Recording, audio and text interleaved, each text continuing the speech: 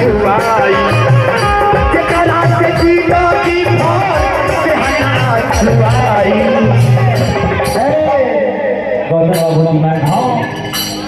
जकरा से जिंदगी भर प्रधान जी देखियो ना छुआई उहे डोमावा देला उहवा भागिए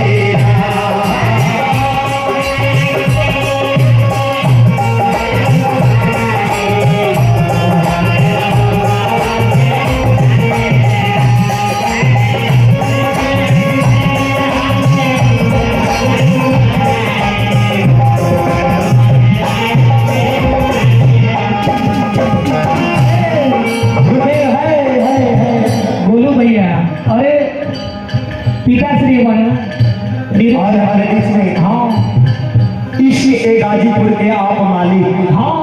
हमारे नीरज भैया के पिताजी अभिनंदन वंदन करता हूँ पैर छू के कामना रहेगी हाँ लेकिन कहना है राशन कोटेदार साहब अरे आज तलक लेके हूँ ना जानल कहवा कैले पड़ा कहवा कैले पड़ा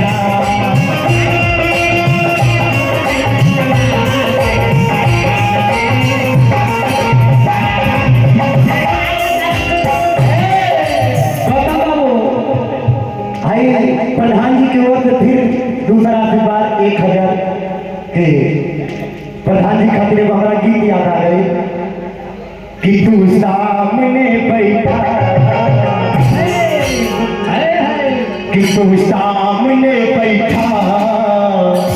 कि तू सामने बैठा हमसे खती रही जाए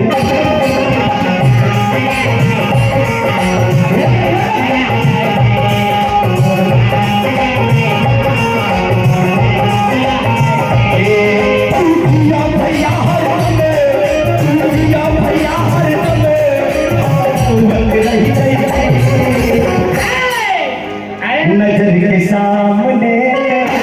जिगर के पास नजर के सामने कोई रहता है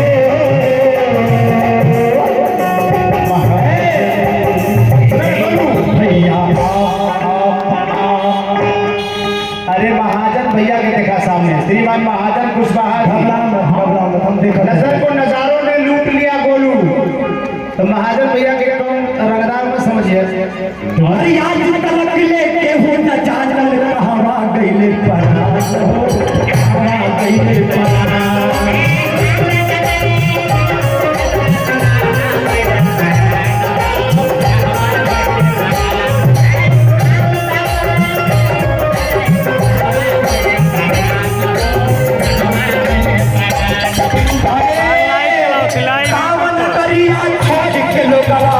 जाला तमदान जी कद जाला और अब ये सर्वेश गुप्ता जी कोटेदार साहब बगल में बैठल बाड़ी राहुल हाँ जाए पैसा नहीं के तो 50 किलो चावल में दे देता है हमारा के 10 किलो गेहूं दे देता का जरूरत बा का किलो हो गई क्लियर है ना आई सोनी भैया के लड़का के मुंडन में ओकरा में चीनी चाहता है खत्म बाबू आदेश हो गई बा कोटेदार साहब को 50 किलो गेहूं कल मिल जाएगा और हमारे बगल में फिल्मानिया भैया लेट कहीं के बाद स्वागत भाई अरे आज तलक लेके जानल कहवा गइले करा जी कहवा गइले करा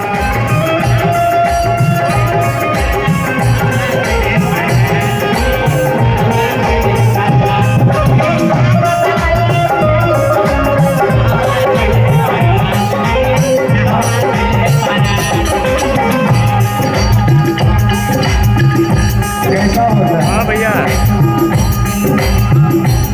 अरे कावन करिया है निकलो बाबा जाला सब कान जी जाला